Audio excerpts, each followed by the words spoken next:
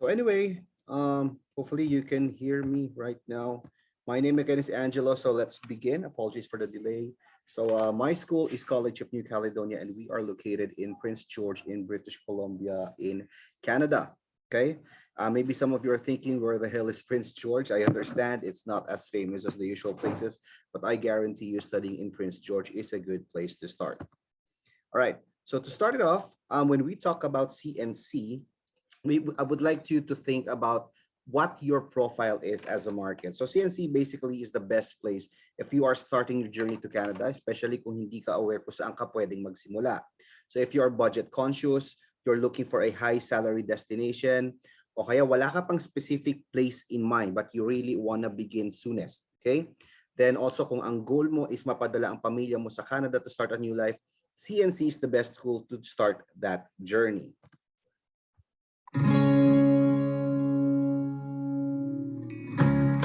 We are empowering.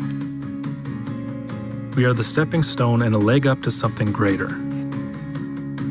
We offer an essential foundation of skills and knowledge, always striving to be relevant in a changing workforce. We welcome and shape learners of all kinds. Access and support come naturally. We are connective. We are the bridge, the branches that extend between graduates and employers. We intersect ideas and action, bringing practical application to the concepts we teach. We are grounded. We remain deeply rooted in our region. We build relationships on a one-to-one basis and take community needs to heart. We listen to those around us and respond in a proactive way. Our sense of place gives us perspective. We are dynamic. We shift and evolve as the world changes around us. We adapt our modes of delivery, introducing new ways to learn and connect. We are a force for change, providing direction and impact from the individual to the community and beyond. We are CNC. We are CNC, and we are still the best low-cost, high-return study destination in Canada, with keywords po being low-cost, meaning po ay mura, high-return, malaki po ang balik ng investment. As you all know, studying in Canada requires you to invest some amount of money, so it's not really affordable, but it's definitely life-changing. It's a good start for your journey if you want to be able to work and migrate in Canada. So yun kami, mura, malaki ang balik. Why is that? I'll explain further later on. In 2021, we have been tagged as one of the fastest growing study destination in Canada. We have grown 300%. Special mention, of course, to Gateway to Canada. Sila ang pioneer na nagpadala talaga ng mga Pilipino papunta sa Prince George. So we can guarantee you the place is very, very good for you to start your journey. And this 2022, we are still growing. We are still changing, and hopefully you can be part of our family in Prince George. Now, this is Prince George. To keep it short and sweet, to give an idea, British Columbia, imagine the whole BC region as the Philippines. If Vancouver is Metro Manila, Prince George can be compared to Baguio City in terms of aesthetic and also economic potential. Kasi hindi nyo kilala si PG, isipin nyo may trabaho ba dyan? Quick answer to that is yes. Sobrang dami po, and there is still less competition. So again, best place to start your journey. In terms of how it looks, it's a combination of urban and nature in one. So whatever you're looking for in a major city, you can find it in Prince George, that is for sure. Weather is also perfect. Ang always description ng mga student ko doon para siyang Baguio or Tagaytay in some sense. So 1900 hours of sunshine every year. A lot of things to do outdoors in nature, indoor in sports, bars and nightlife, and also malls and retail outlets. Another question I often get is that, are there Filipinos in Prince George right now, or PG? Para mas madaling bigkasin. Quick answer is yes. Filipinos are one of the fastest growing minority populations in PG. So composing siya ng around, I think, 2,000 or 3,000 right now, and it's still growing, with 60% students from CNC mostly. Then the remaining 40% are Filipinos who have migrated to major cities but relocated to PG. Would you like to know the reason why? It's mainly because, again, emphasizing maumay kayo sa low cost. Okay? Mura po talaga. And the salary is high. The salary of British Columbia is second to the highest in Canada. I think it's 15 point something per hour. So ang sweldo ng PG is pareho lang rin ng Vancouver, but the cost of living is very, very low. If you can see the image here, if you are planning to buy a property someday, of course, you'll be migrating, right? You want to have some investments of your own. If you want to buy a property at the average house price in PG versus Vancouver, sobrang laki ng difference po, 50-60% less. That's why this is the best place to really start something new. Right. Other thing that is often asked is that what kinds of job are available in PG? The answer to that is lahat meron kami. Regardless if it's IT, engineering, human resource, kompleto po kami. But this slide only shows you po anong mga industriya ang inyong pagsisilbihan. So the top 3 industries right now would be forestry, healthcare, and also tourism. So malakas yung healthcare natin. Usually mga practical nursing, very, very good programs po yan. And this slide, ito sobrang proud ako dito kay Mr. Filipino Guy of Prince George. Okay, si Sir Art, nasa picture na yan, is actually a client of Sir Apple. All right, so talaga sabi sa'yo, Pioneers Gateway to Canada, so if you want PG or Prince George to be your next home, you are in the right place right now. So this slide only shows you yung free bus pass, hindi free bus, no? Hindi kami namimigay ng libreng bus. Right? So libre ang biyahe ng bus ng mga estudyante natin. But for most part, just a quick trivia, they just buy their own cars within 1 year. Why is that? Again, because of the low cost of living but high salary. Kasi sweldong Vancouver, parang sweldong Maynila, pero nakatira ka sa probinsya. So yun yung analogy ko dyan. In a nutshell, in PG, you earn more and you save more. Still low cost and high return. Forever, that is Prince George for you. Prince George is a wonderful place to raise a family. Absolutely. Prince George is everything that you'd want in a city. Prince George is home. It's more of a home to me than I've had in the place I grew up in. When I first came out here in 2002, everybody where I worked was like, what are you doing for Thanksgiving? You got somewhere to go? You're coming to my place. I must have had 6 invitations. Everybody takes care of everyone here, and I find that to be an original trait. For the places that I've lived in, I haven't found this anywhere else. There is something about Prince George that has always amazed me, and I don't know how these people do it time and time again. And they keep supporting, and so they're constantly supporting the community they live in because they believe in it too. It's been amazing. You know, like we moved a 16-year-old girl halfway through high school, and it's probably not the easiest thing to do when you're coming from a greater metropolitan area into a smaller city. But it's been great, and once again, the people and her friends here are as close as the friends she's ever had. I think the biggest thing has been the big sky sunsets and just how much sunshine. You know, any place where you have to wear sunglasses 12 months a year is a great place to live. You know, the biggest advantage or change for me in my business life is the commute time from home to my office.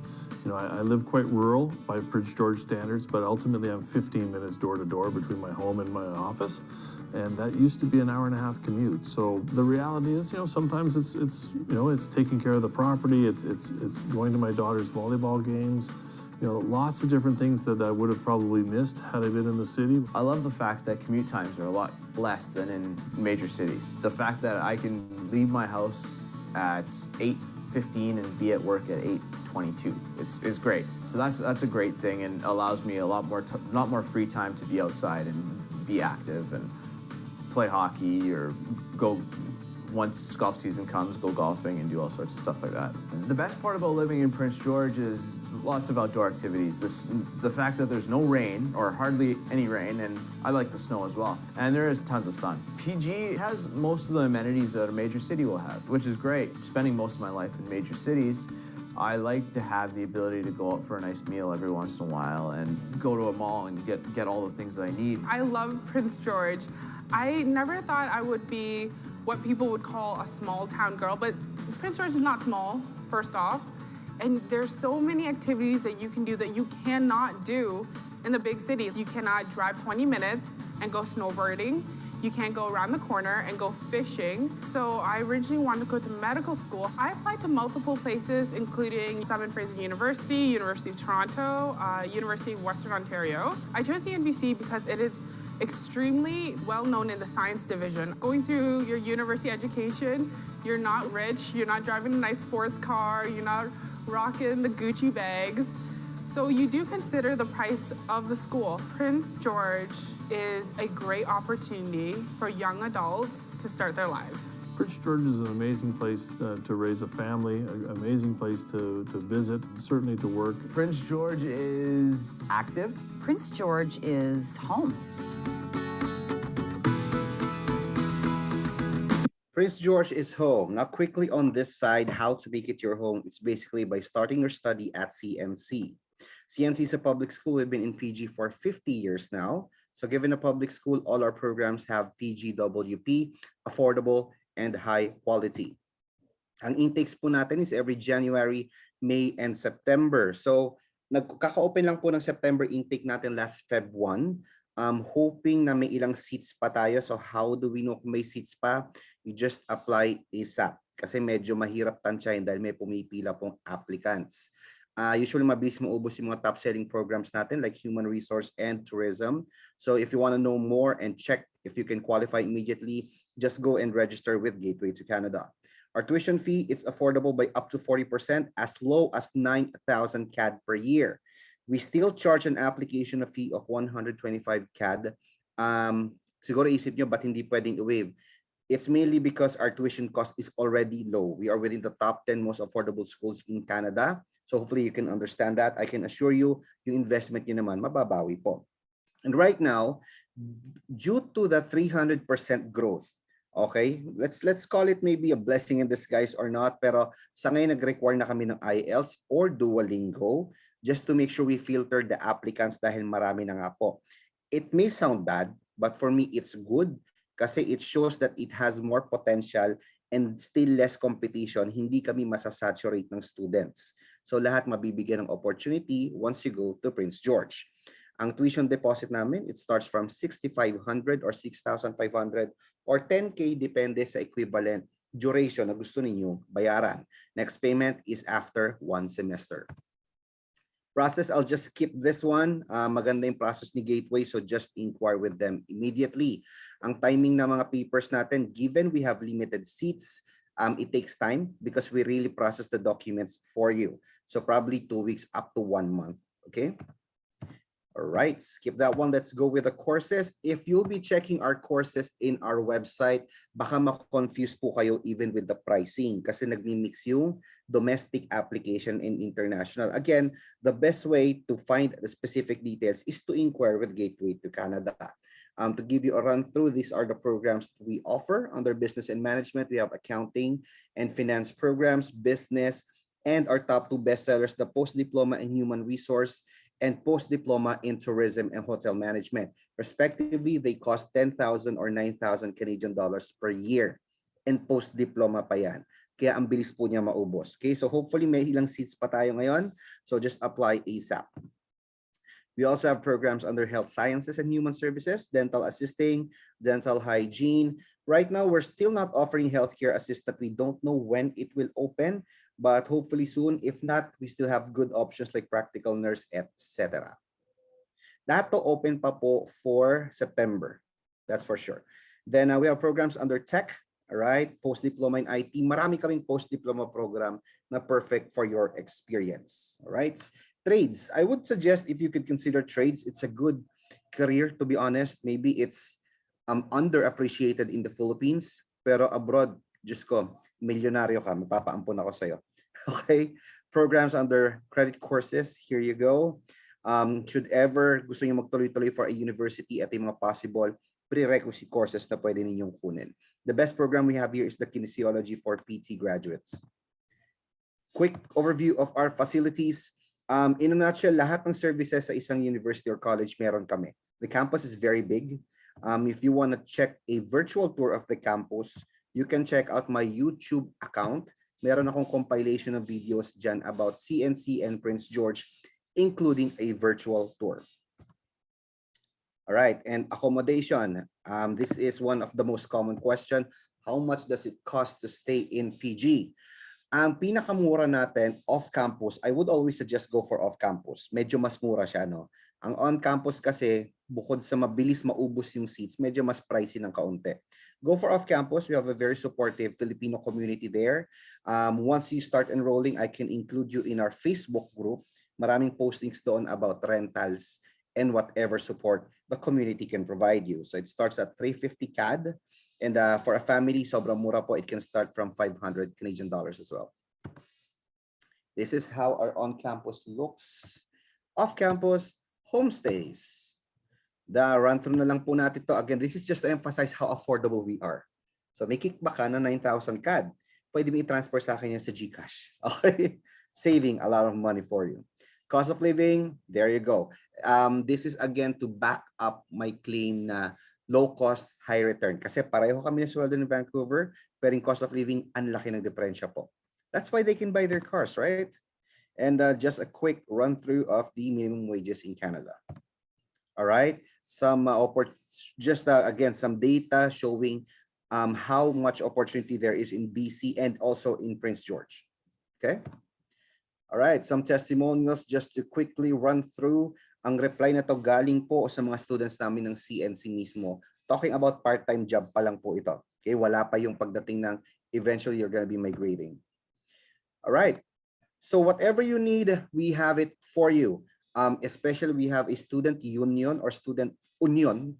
Okay, union naman para sa estudyante to support you on whatever you need from transition to student visa to a PGWP. Assist po namin kayo.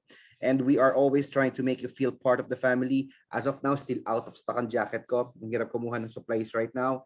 But hopefully I can replenish. Once you start studying, I'm going to give you some jackets. Again, we are your family once you get to Canada. So whatever your reason of studying in CNC, location, quality of education, cost of living, income, work after study, or even migration opportunities, in a nutshell, studying at CNC is worth every penny. Forever low cost, always high return. That is CNC for you. خوش آمدید.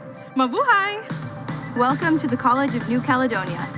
컬리지 오브 뉴칼레도니아에 오신 것을 환영합니다. Bienvenidos al Colegio de Nueva Caledonia. Chào mừng bạn đến với College of New Caledonia. दोस्तों आप सभी का college of new Caledonia में स्वागत है College of New Caledonia. ようこそカレッジオブニューカレドニアへ。 Bienvenido al Colegio de New Caledonia. 欢迎来到新哥尼多尼亚学院。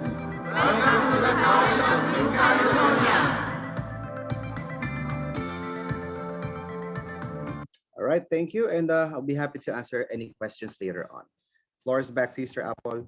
Thank you, Sir Jello. Okay, I'll be making a short presentation about the student visa, and then after that, we will be answering your questions. But you can post your questions now. If you are watching us live on Facebook, simply post your questions using the comment section, and then for those who are with us during this webinar, you can use the Q&A button, click it, type in your questions, and we will be happy to answer them. All right. Okay, so at this point, I'm going to talk about, can you guys see my screen? I hope you can see my screen. Can you hear me? We can see it, sir, and I can hear you clearly. All right, thank you very much. All right.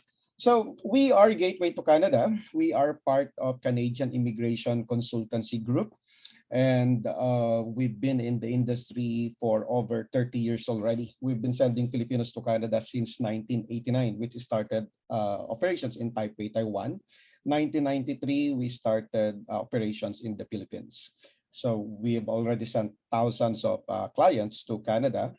And for College of New Caledonia, in fact, if you need financial needs, gusto mo kailangan mo ng bangko, meron kaming estudyante na nandoon sa College of New nag-graduate ng College of New Caledonia, nagtatrabaho sa bangko. Kailangan mo ng kotse, meron kaming client na nagtatrabaho sa isang dealership, restaurants, hotels, name it, meron kaming mga clients. So we've already sent quite a number of students really to Prince George. And isa lang yung common na sinasabi nila. Like what Sir Jello mentioned, the value of your money is really good. No? It's a good investment. Low cost of living, mas mataas yung sweldo compared to other provinces. But what I'm going to talk right now is how to become a permanent resident in Canada. All right. So now the process, the student visa pathway to permanent residence is really simple. All right. So if the goal is to become a permanent resident in Canada, ideally, you should take a 2-year program. technically, you can take a 1-year program, pero mas mahirap yung stressful yun. No? So take a 2-year program para pagka-graduate mo, pwede ka mabigyan ng up to 3 years na post-graduation work permit. If you studied for a 1-year program only, you'll be given only a 1-year post-graduation work permit. Why is that important? Because the main factor, the key factor para maging permanent resident ka sa Canada is a 1-year eligible Canadian work experience. Now, picture this. If you studied only for a 1-year program and nabigyan ka ng 1 year na post-graduation work permit, what if it took you 3 months bago ka makahanap ng trabaho? So that would mean 9 months lang yung magiging Canadian work experience mo, short siya doon sa general requirement na 1-year experience. So masasayang yung investment, yung pera, time, at panahon na nilaan mo dyan. No? While there are programs, there are pathways na pwede kang maging permanent resident kahit wala kang 1-year experience, kaya lang nalilimitahan nito yung options. So kung ayaw mong ma-stress, take a 2-year program. Alright? Pagka-graduate mo, meron kang 3 years post-graduation work permit. After 1-year experience, apply ka na ng permanent residence. That's simple. Kung married ka with kids, pwede mo silang isama. Yung asawa mo pwedeng magtrabaho full-time habang nag-aaral ka. Ang isang senaryo na pwedeng mangyari, which is often nangyayari siya, nagiging permanent resident yung mga international students dahil sa kanilang spouse. Kasi nga, yung spouse mo pwedeng magtrabaho full-time after 1 year na experience, pwede na siyang mag-apply ng PR. Pag naging approve yung PR application, kasama ka na, right? And your kids. Now, you have kids na school age, pwede mo silang isama and they can in fact study for free from kinder hanggang grade 12. That's absolutely free. All right? Now, after 18 months na nag-stay ang inyong mga anak sa Canada, kahit hindi pa kayo permanent resident, magsisimula na rin silang makatanggap ng monthly allowance from the Canadian government through child tax benefits. On the average, that's around 500 Canadian dollars. The amount varies depende sa maraming factors. Primarily, titingnan ng government magkano yung annual income ng parents, ilang taon na yung bata, among other factors. So, tumataas yan as much as 800 Canadian dollars, pero pwedeng bumaba yan kung malaki na yung income ninyo. Right? So that basically is how simple pakinggan yung student visa pathway to permanent residence. But I need to make a warning. Studying in Canada is not a guarantee that you will become a permanent resident. It's not automatic. It's not guaranteed. I'll explain later kung gaano siya kahalaga. Right? What you are seeing right now in the picture is actually a picture of my family. That I think was taken in 2003 during one of our visits sa Canada. During that time, hindi pa kami permanent resident. I'm emphasizing this because student visa pathway works. Kasi permanent resident na kami ngayon sa Canada. Nasa Pilipinas ako ngayon, but I'll be coming back to Canada before the end of this month. Naging permanent resident kami dahil nag-aral din sa Canada yung wife ko. We decided to immigrate sa Canada belatedly. Noong una, hindi namin binabalak na mag-migrate sa Canada because we thought hindi namin kailangan. But we decided to immigrate sa Canada kasi meron kaming kaibigan na maganda yung career. IT guy, pinapadala sa ibang bansa, sa work, and then malaking sweldo, of course. And then yung company niya nag-offer ng redundancy program, nakakuha siya ng malaking cash. Pero unfortunately for that friend, in less than 2 years after niya mag-retire, naubos yung pera niya dahil nagkaroon siya ng serious medical conditions. To the point na pumupunta siya sa bahay ng mga kaibigan niya, nanghihingi ng tulong, nabibigyan namin pa konti-konti. One time, nagdadrive ako, ihatid ko yung wife ko sa Accenture. My wife used to work with Accenture. So napag-usapan namin yun, what if isa sa amin ang nagkaroon din ng ganong medical condition? And worse, what if kung mangyari yan, kung kailang retired na kami at wala na kaming coverage insurance, So medyo natakot kami doon sa ganung scenario. Naging usapan namin is ano yung gagawin, right? So naisip namin mag-migrate. Unfortunately for us, because of our age, hindi na kami eligible sa direct immigration kahit na marami kaming kamag-anak sa Canada. Meron siyang kapatid, sa side niya, mga cousins, sa side ko may mga cousins din ako and all that. Pero dahil nga sa age factor, hindi na kami eligible sa direct immigration. But because we want to migrate, pinursu namin yung student visa pathway. My wife was already 42 years old nung nag-aral siya. 2019 siya nag-start mag-aral. So noong 2018, pumunta ulit kami ng Canada. And then sinet up namin everything. Nag-aral siya 2019. Before the end of 2021, permanent resident na kami. Right? So this works, no? Kailangan lang alam mo yung iba't ibang provinces, iba't ibang provincial nominee programs. So hindi madali, pinakamabilis, pinakamadaling paraan para maging permanent resident ka sa Canada. But I need to emphasize this. Studying in Canada is not a guarantee that you will become a permanent resident.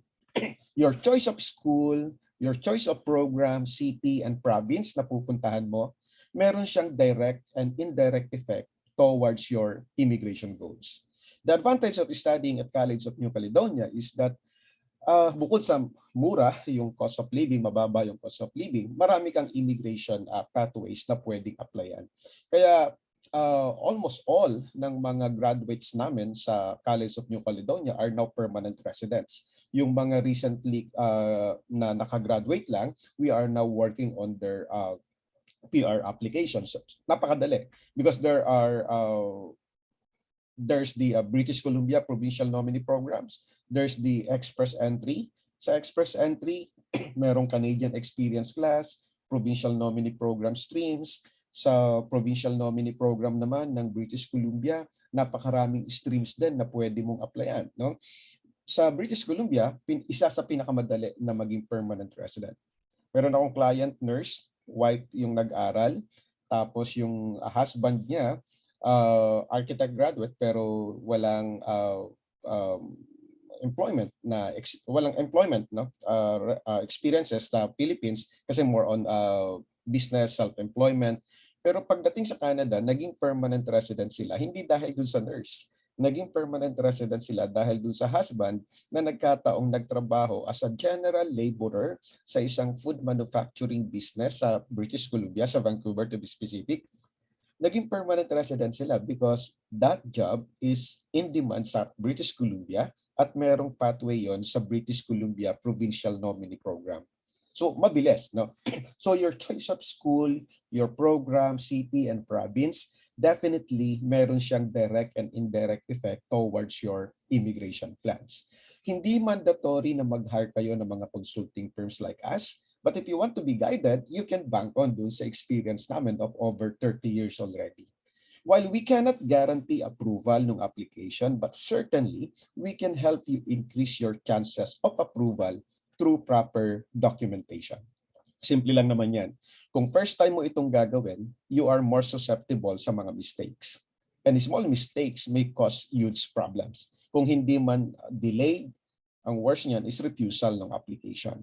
Ang advantage namin is that dahil over 30 years na namin itong ginagawa, yung mga common mistakes na pwede niyong pagdaanan na namin. So pwede namin kayong iiwas. We can help you increase your chances of approval through proper documentation. All right? So, how to qualify? Madali lang naman, no? Una, walang age limit, no? Meron kaming 51-year-old na approve pa rin yung student visa, permanent resident na ngayon.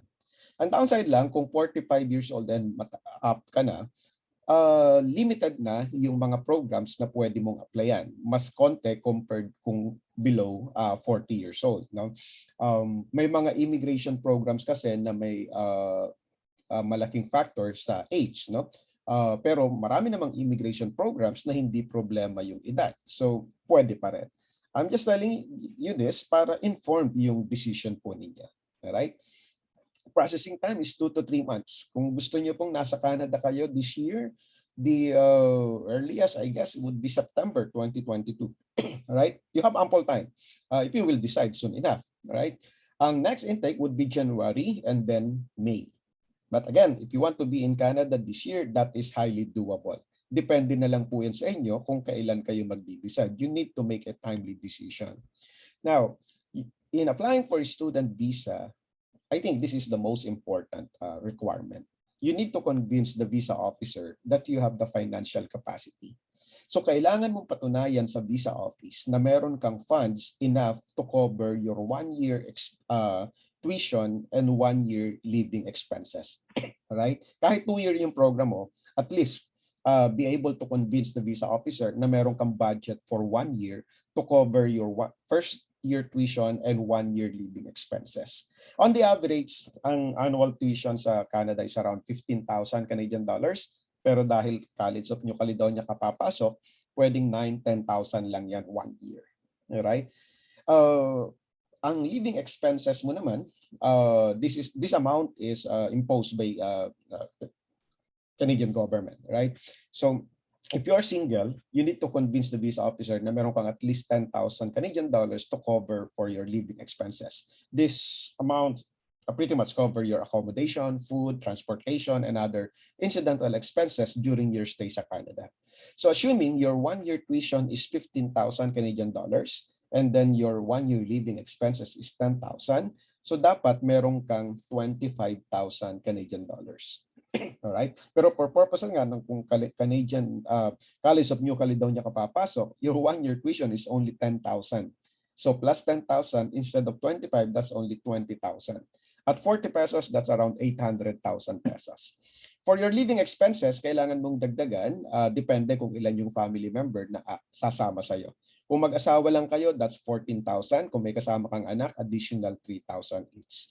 How do you convince the visa officer na meron kang ganyang amount? The best way to do that is to pay 1-year tuition in advance, open a GIC account, and take the IELTS exam. Doing that, you will qualify to be processed under the student direct stream. There are 2 streams to process the application. The regular processing stream, 2 to 3 months yung process, maraming documents yung kailangan. Or student direct stream, 30 days or less yung process, mas mataas yung chances ng approval, and simplified yung documentation pagdating doon sa financial capacity. So we highly suggest that you pay the 1-year tuition in advance and mag-open ka ng GIC account. All right? So GIC account is Guaranteed Investment Certificate account. Simply put, instead of showing na meron kang pera sa bangko mo sa Pilipinas, mag-open ka na lang ng bank account sa Canada through GIC program. Right? So there is a program for international students na nandito ka pa lang, pwede ka nang mag-open ng bank account sa Canada. We will guide you how to set it up. So highly recommended you apply under student direct stream. Now, kung hindi ka naman kukuha ng IELTS, gusto mo Duolingo lang, then hindi ka magpo-qualified sa SDS, still, we highly suggest na bayaran mo pa rin yung 1-year tuition at mag-open ka ng GIC. So that increases your chances of approval. Ngayon, kung for whatever reason, hindi kayang gawin yan, wala namang problema. So pwede ka magbayad ng deposit lang sa tuition, and then magpakita ka ng bank certificate na meron kang ganung amount.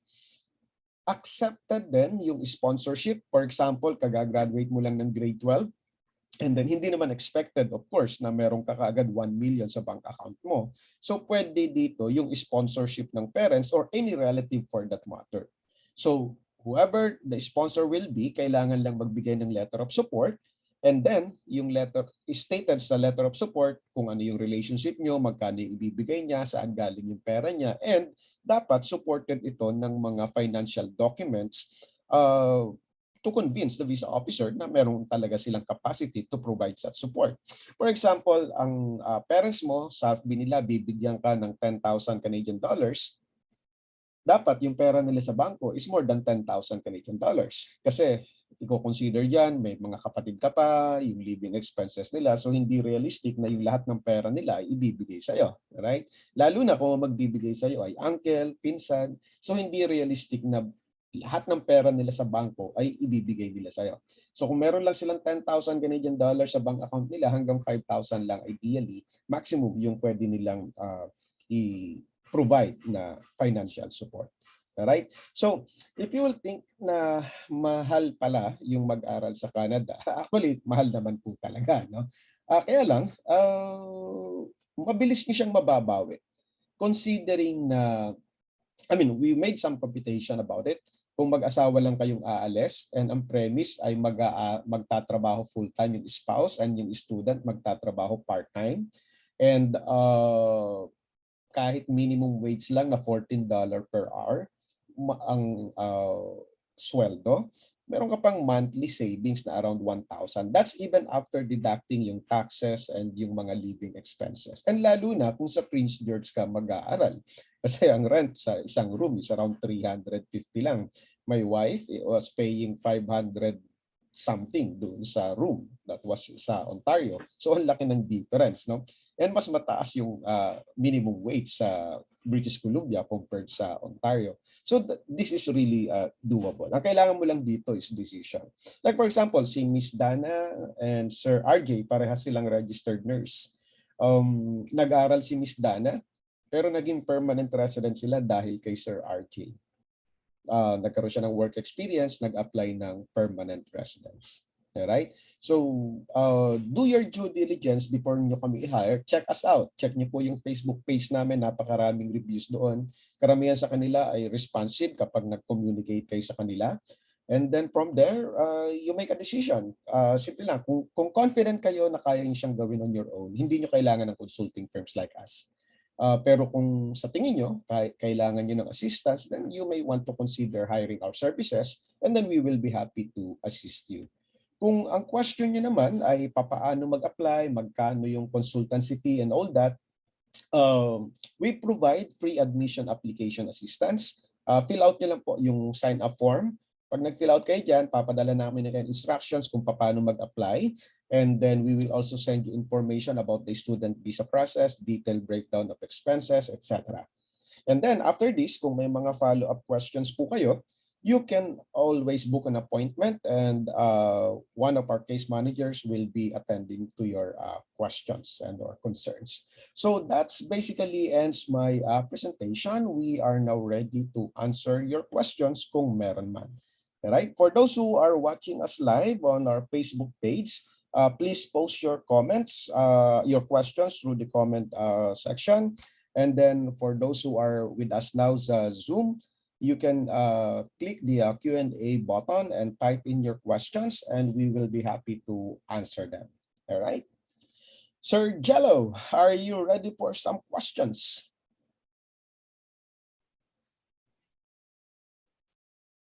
Sir, wait lang po, sagit lang po. Nawawala yung sounds ko. Just a second.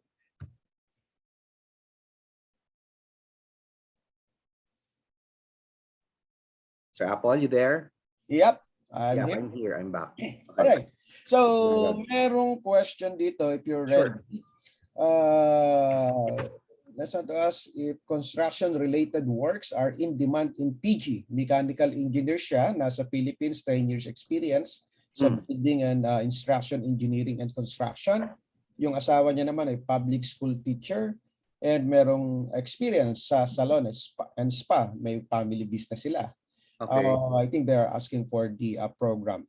And the second part of the question is, do you recommend me studying or the wife? Okay, that second part I think sa akin. First part sa you, sir. Sige, let me just re-understand this one again. If construction-related works are in demand, definitely. Kasi gaya na binanggit ko po, ang #1 industry in PG right now is forestry. So kasama na dyan ang mga engineering-related programs, even constructions. And given that Prince George is like a growing community talaga, maraming construction nangyayari. So maraming opportunities. As long as i-hire ka, wala ako nakikitang problem. So maraming opportunities naman po. And like last year lang, tinayo ang Hyatt Hotel. So other establishments are being built right now. Then, ano pa yung isang tanong niya rito? 10 years na. Well, wala naman siya specific question for that. But yes, to answer that, Limuel, so construction-related work, in demand naman po. But still, you have to pass any qualification as needed. But expect po na once you start with the construction business, hindi ka basta magpo-position ka agad kasi you will be starting from the bottom up. Pagka ganyan po. So, yan. Sige, Sir Apple, yung next question sa'yo po yata ito po. Sorry. So the second part of the question is a decision on kung sino yung mag-aaral sa kanila. Kailangan nyo pong pagplanuhang maigi. Maraming factors na kino-consider dyan. Pero I think yung concern ng nagtatanong ay dahil Mhm. Pregnant yung wife, she will unable to work full-time to support my studies. All right. So, okay. Doon sa pag-decide kung sino yung mag-aaral, maraming factors na kino-consider diyan. Una, siyempre, sino yung willing mag-aral, no? Kung parehas naman kayo may degree, parehas kayong may work experience, so it's just a matter of preference na lang kung sino yung gusto talagang mag-aral. So number one na consideration 'yon. Pangalawa, tinitingnan namin dyan kung sino ba yung may potential na maging principal applicant kaagad para maging permanent resident. Alright? So we will have to dig deeper doon sa work experiences ninyo. Alright? Pero doon sa other part ng question na ang purpose ng ng wife, ng spouse ay magtrabaho to support yung studies, medyo i-clarify ko po ito, no? Kasi ang pinakamagandang setup kasi is that papasok kayo sa Canada, prepared na kayo dun sa funds. Napakahirap na papasok kayo sa Canada na yung panggastos ninyo ay manggagaling doon sa future income which may or may not come, right? So, dapat prepared kayo at least doon sa 1-year tuition and 1-year living expenses. Sure, yung income ng spouse, pwedeng makatulong yan sa pambayad ng tuition for the second semester. That is true. Pero again, hindi dapat mangyari na yung funds for the first year tuition ay manggagaling doon sa income sa Canada. So now, going back doon sa question na sino yung mag-aaral sa inyo, kung pregnant yung wife po ninyo, hindi siya makakapag trabaho, yun yung concern niyo. Pero kung pregnant po yung wife niyo, baka mahirapan din namang mag-aral, no? Pero meron kami mga cases na po, sir, na pregnant yung nag-aaral, nanganak, nagkataon na school break, so hindi siya naging problem. So sa case po ninyo, sir, palagay ko kailangan nyo lang pong pag-usapan kung sino yung willing na mag-aral po sa inyo. Kasi nobody really wants to do this, yung mag-aral ulit. Kasi hindi naman siya ganun kadali na matagal ka nang nagtatrabaho, tapos gusto mo lang mag-migrate, kaya ka mag-aaral. Medyo mahirap na choice yun. So you need to want it para to make this work. Alright? Okay, so another question. Paano mo ma-prove sa consul na may intention bumalik ka sa Pilipinas? Alright. So, depende po yan sa circumstances po ninyo. Alright? We will guide you on how to do it. So, we will have to analyze your case. Titingnan natin kung ano yung mga key points na pwede nating i-highlight. Pero yung generally speaking, makakatulong yan kung may mga travels abroad ka na at napatunayan mo na hindi ka nag-overstay and all those travels, kung gainfully employed ka, kung meron kang properties, among other things. So, depende yan sa circumstances mo. Right. Another question. Most of the cases presented here were married couples. Do you think a single person looking for a new environment can also benefit from the student pathway to PR? Ma'am Nerissa, definitely. Yun nga, nagkataon puro married po yung example. No? Pero yeah, marami po kaming applicants na single. Yung iba kagagraduate lang ng grade 12, so nag-aaral sa Canada. So hindi po siya problem. Ang advantage lang talaga kung meron kang dependent is that mas mabilis yung pag-apply ng PR kasi meron ka ng spouse na nagtatrabaho kaagad. Right? And then kung single ka, obviously kailangan mo munang makagraduate bago ka makapag-apply ng PR. Yun lang naman po yung advantage nung merong dependent. Pero hindi nyo kailangan mag-asawa para lang mag-apply. Alright? Para lang sigurado po tayo. Alright, there's a question. I think this is for you, Sir Jello. Ano yung mga common jobs sa Prince George ng mga para sa part-time? A lot. Actually, iba-iba. Like for example, yung job ni Sir Art, nag-start siya as a car salesman ngayon. I think maganda na position niya. Some people work at banks. Some are in fast food. Usually, they start at the bottom part of the ladder talaga, blue-collar jobs. Some already in offices, depende sa qualification and how they can pass the interview. So lahat ng uri ng trabaho meron naman po. Yun. Yeah, generally speaking, kadalasan talaga sa mga service industries, no? Pero hindi naman always, no? Well, my wife hindi siya nagtrabaho while nag-aaral siya. Pero pagka-graduate niya, nakapagtrabaho kaagad siya as a campus administrator sa isang maliit na college. So, nothing's wrong kung magtrabaho ka, mag-start ka sa mga entry-level positions or kahit out-of-line na trabaho. Nothing's wrong with that. I'm just saying na depende doon sa diskarte and kung paano ka maghahanap talaga, how you present yourself pagdating doon sa Canada, hindi naman talaga yan dapat maging problem. Yung minamention ni Sir Jello na si Sir Art, yeah, dati siyang nasa sales sa dealership. Ngayon siya na yung financial services manager, the same dealership. So na-promote na siya nung naging permanent resident sila. Yung mga graduates namin, karamihan sa kanila permanent resident na. Konti na lang yung naghihintay ng PR status. Alright, another question. May tax sweldo ng student? Yes, Apo, lahat ng income sa Canada, taxable po yan. I mean, generally speaking. Pero yung part-time income po ninyo, subject yan sa tax. Usually, how much ang compensation for students? The minimum wage applies. Depende yan sa trabaho po. So, depende doon sa nature. Kung yun po yung tanong po ninyo, I mean, hindi ko alam kung compensation for students. So, kahit student ka pa lang, part-time yung trabaho, ang sweldo mo dapat hindi bababa sa minimum wage.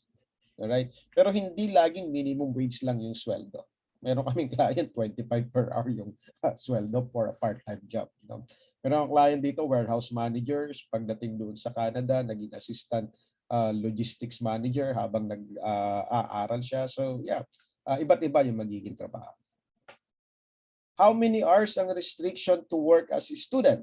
Okay, ang trabaho po habang during the time na nag-aaral ka, 20 hours per week lang yung maximum allowed. During scheduled school breaks, usually mga 3 months yan, pwede kang magtrabaho full-time.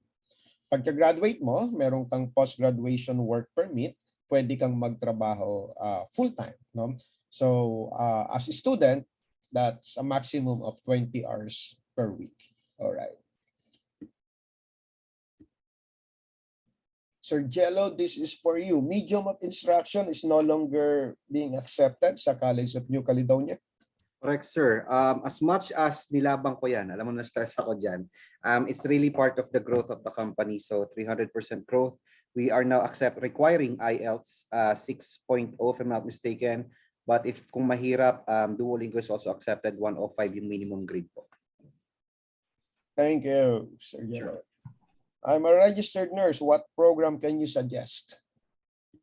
Registered nurse. Better magpa-assess ka, Sir Apple, but in general, base sa limited info, practical nurse is a good option, but you can also consider complementing programs like social work or even early childhood.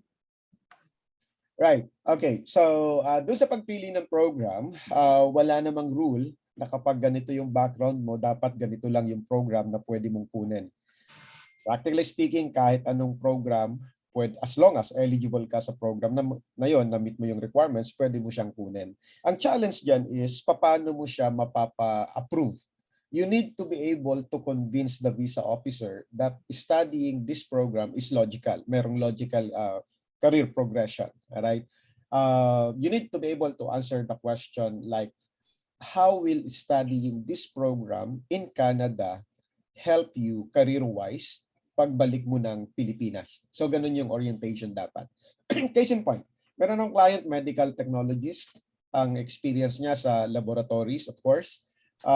Na-approve yung student visa niya. Ang program na kinuha niya ay Tourism and Hospitality Management. Those are two poles apart. From medical technologist, na-approve Tourism and Hospitality Management. Paano namin na-justify? Sabi namin doon sa letter, among many other words, no? In the first place, hindi ko gustong maging medtech. Pinagbigyan ko lang yung parents ko who are both physicians. So pinakita namin yung proof na physicians talaga yung mga parents niya. Ang sabi niya is, what I really wanted to do, however, is to manage our business. Meron silang resort. Right? So na-connect niya yung program na kukunin niya doon sa kanyang career goals. So as a registered nurse, marami kaming registered nurse kumuha ng diploma in business. Paano na-justify? Gusto niyang magkaroon ng knowledge, business fundamentals, management, leadership, etc. So para hindi lang siya nurse, pwede siyang mag-handle ng supervisory position, etc. Depende kung paano mo siya i-justify. Pero walang rule na limited lang sa ganitong type of programs kapag ganito yung profile mo. We will be able to guide you more kapag nag-fill out ka po dito sa sign-up form. Alright? Is there a cheaper school beside College of New Caledonia? I like to answer that. Marami naman. Hindi ko matatagi, sir. Marami rin namang mura. Pero may mga pros and cons ng bawat school, to be honest. So it's really fine. Yeah. I mean, you may be able to find one, pero yun, at the end of the day, kailangan, paano ba? Marami kasing factors na kinukonsider sa pagpili ng school. You know? Una, meron ka bang support network agad na available?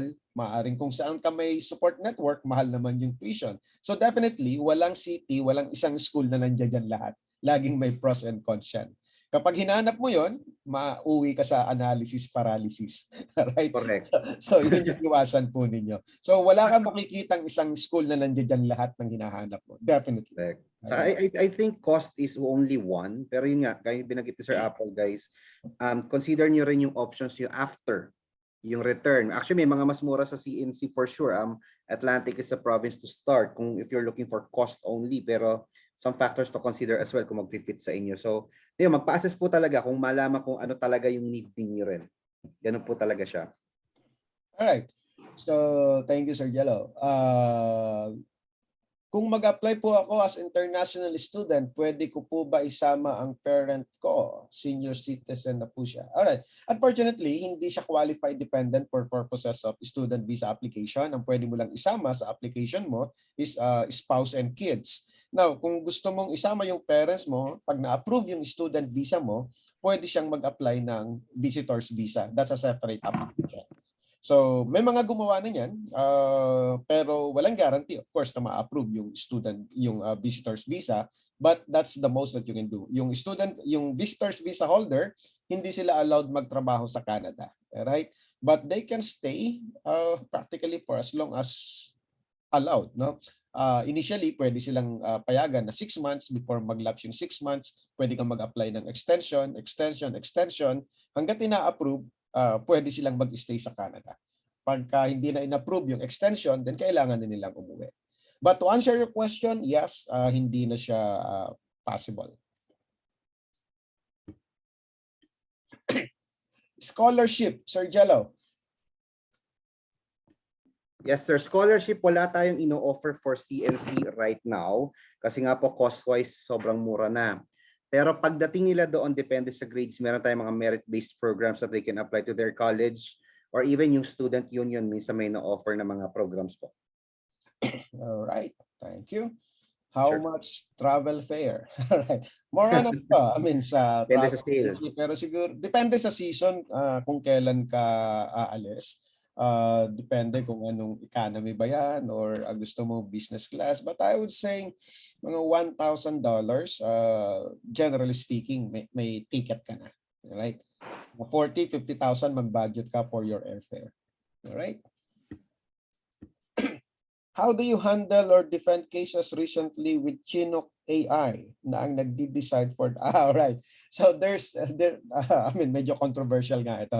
Kasi lalo na sa mga temporary resident visa applications, they are now using data analytics. Pero ultimately ang nagdi-decide pa rin naman po diyan is a visa officer. Hindi naman yan 100% na robot na yung nagdi-decide sa application. Alright? Paano ba? Your question is how do we handle yung cases? So we make sure na yung mga files na sinasubmit namin ay readable. Problem yan kapag maraming documents tapos i-reduce mo yung file size, nagsasuffer yung quality ng documents, baka hindi na siya mabasa. So yun lang yung mga kailangang iwasan. But we're not worried doon sa, even if they use data analytics to process the application, robots man yan, ang mahalaga dyan is properly documented yung application. So we don't see that as a problem at all. Alright?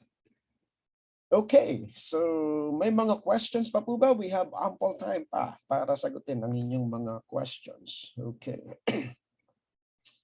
Okay. Can the applicant be accepted at CNC despite many failing marks in college transcript? Program take is automotive po. To be honest, ang maximum allowed failed grades ng college namin is at most 6. Pag bumagsak ka na ng mga 7-5, kahit ni-retake mo at pumasa ka, medyo hindi na po kino-consider. We're quite strict with the grades po eh. Alright, that's a good point. Very interesting question. In fact, kung swertehin ka, natanggapin ka ng CNC, another challenge dyan is yung visa approval. Alright, so may mga na-monitor kaming cases dyan na refused dahil ang explanation ng visa officer is hindi naman ito mukhang serious student. Ang basis, nung nag-aral ka nga nung college, ang dami mong incomplete, etc. Meron kang mga 5. So on that basis, hindi na convince yung visa officer na serious student ka. So meron kaming isang ganyang case, ni-refuse siya dahil paiba-iba siya ng course, nakatatlong shift siya ng program ng course. Tapos of course, dahil shift ng shift, maraming bagsak, may mga incompletes, inilaban namin, no? Ni-refile namin yung application. We provided an explanation, bakit ganito, etc. So na-approve din naman in the end. So yeah, ang challenge mo una is makahanap ng school. Pag nahanap ka ng school na tanggap ka, i-hire mo yung Gateway to Canada para tumaas yung chances ng approval. Alright? Sige. I'm a graduate of nutrition with culinary arts and a licensed nutritionist dietitian. What's a good program for me po? You like to answer that, Sir Jello? Sorry sir, ano po ulit yung tanong? Nutrition with culinary arts and a licensed nutritionist dietitian. What's a good program for me po? Nutrition. Mahirap sagutin ng directly, pero technically pwede ka sa mga health and sciences natin. But again, siguro makita yung exact job description, baka pwede mag-business or something. So better, mas ma-assess talaga siya sir in-depth. But in general, yeah, health and sciences program po pwede naman po siya. Although wala kaming direct related sa nutrition itself. Okay. Sir Anton, fill out niyo po yung form na nandiyan dyan sa screen. We will be able to help you figure out kung ano yung program na para sa'yo. Tatanungin ka namin, ano ba yung mga preferences mo, ano yung career plans mo, and then ano yung past experiences mo. Mula doon, we will be able to suggest a program na kaya nating i-justify. Alright? Open pa po ba ang September 2022? From Yep. Super open pa, pero I cannot guarantee kung may seats pa yung ilang courses. Mainly, human resource or tourism, mabilis silang maubos eh. But yun, better talaga mag-apply lang ASAP. Yeah. Ang tip ko lang po, i-adjust lang yung expectation kung halimbawang hindi umabot. Importante, nakapila at nandoon na kayo. Kasi yun yung challenge sa mga schools na limited seats talaga eh. Alright. Ma'am Tyra, fill out the admission form nandyan sa screen. Our admission team will help you apply. Alright.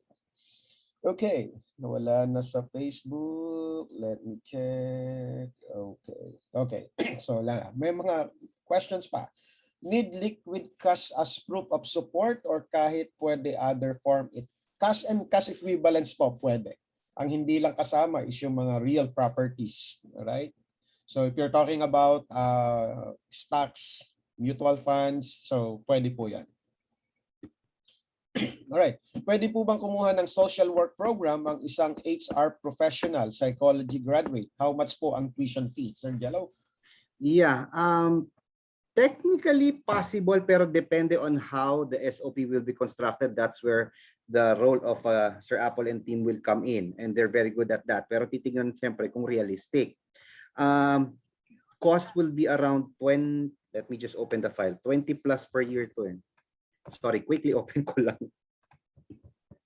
Sige sir, wala yung opening. May tanong pa ba? Okay, while opening, graduate of forestry. Mukhang sa'yo ulit. Graduate of forestry from UPLB. May mga bagsak din po ako po. Chances na ma-refuse? Malaki ang chance, depende sa ilang bagsak. Wait, sagutin ko lang sir yung kanina social work, no? 29,000 for 2 years na po yon. Social work. Okay? Then going back, graduate ng forestry. Saan yan? UPL, maraming bagsak. Depende, kung more than 6, medyo mahirap po. Work related sa forestry, wala kasi tayong direct program na sa international students na pwede sa forestry. Although forestry is the #1 industry in Prince George. So ang tip ko po, mag-take kayo ng any program for international for the meantime. Siguro yung mga university credit course transfer. Then saka kayo try nyo mag-onshore shift para sa related forestry. Kasi meron kami mga specific to that eh. So yun po. Work-related, usually business side, even the forestry itself, meron po tayo niyan. Napakaraming opportunities na sa forestry sa Prince George. I was Correct. there #1 yan dyan. 2015, I think. Yeah, I mean, napakaraming opportunities. Now, dun sa program na kukunin mo, una, ang issue mo kasi may mga bagsak. I don't think malaking problem yun as long as ma-accept ka sa school. And then, doon naman sa program na kukunin mo, depende kasi yan sa background mo, ano yung, forestry na tapos, ano yung mga naging actual work experiences mo, and then kung paano mo i-declare yung career plan mo, no? So, kailangan nating malaman yung mga detalye na yon para ma-guide ka namin kung ano yung program na pasok sa'yo. Pero palagay ko, hindi ka naman mahihirapan dyan. No? Depende dun sa profile mo. How much yung consultancy fee? Okay. I'll answer this, pero you can fill out yung form, yung sa admission, para matanggap nyo via email.